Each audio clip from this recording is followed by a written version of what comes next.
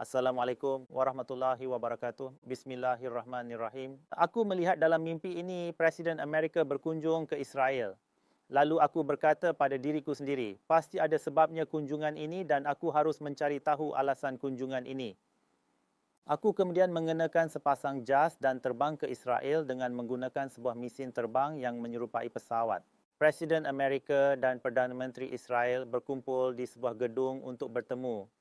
Lalu aku berkata, aku harus masuk ke dalam dan jika Allah menghendaki, maka tidak ada orang yang akan mengenaliku. Aku menyebut nama Allah dan masuk ke dalam. Tidak ada yang menghentikanku. Kerana mereka mengira aku adalah bahagian dari pertemuan tersebut dan aku adalah ejen dari sebuah badan intelijen. Ada sebuah ruangan besar dalam gedung itu dan ada banyak orang di dalamnya.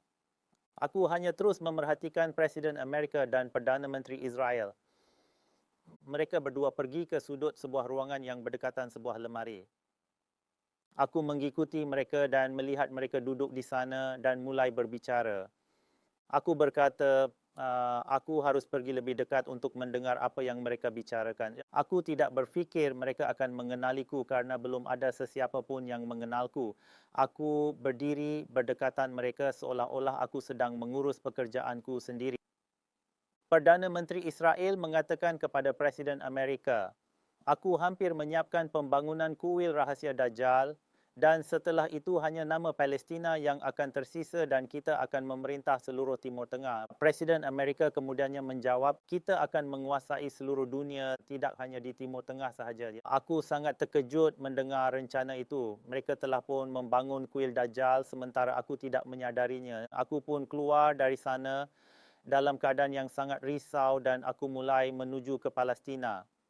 Aku melihat tentara Israel menghancurkan rumah-rumah rakyat Palestina dan ibu-ibu melarikan diri dengan anak-anak mereka.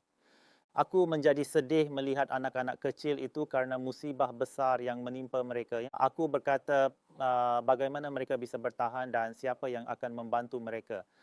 Kemudian aku melihat mereka semua menuju ke gedung yang baru sahaja aku tinggalkan tadi.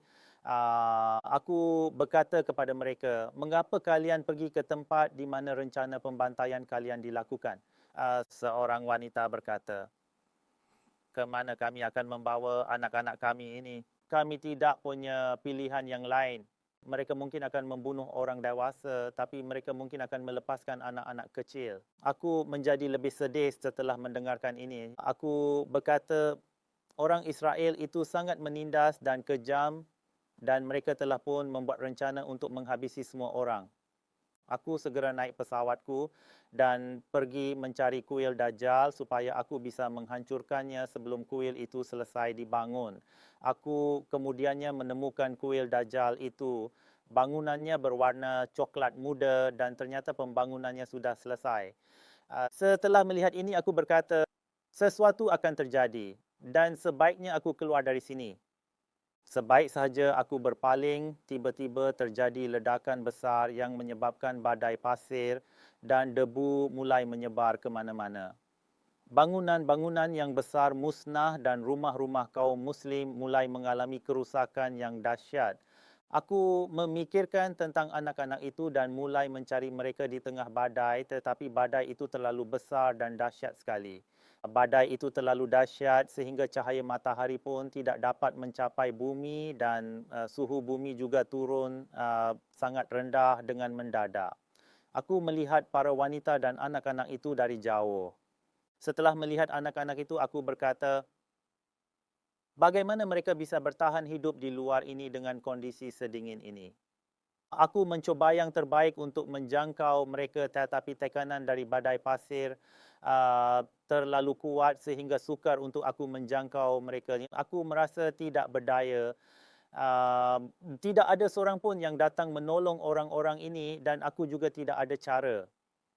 Aku tahu hanya Allah saja yang dapat membantu mereka. Aku terus memperhatikan kerusakan yang ditimbulkan oleh badai pasir itu dan memutuskan telah tiba masa untuk pergi. Berada di situ akan berisiko untuk mesin terbangku dan aku akan terperangkap di sini. Lalu aku menuju pulang ke Pakistan. dan mimpi pun berakhir di situ. Jazakumullahu khair. Wassalamualaikum warahmatullahi wabarakatuh.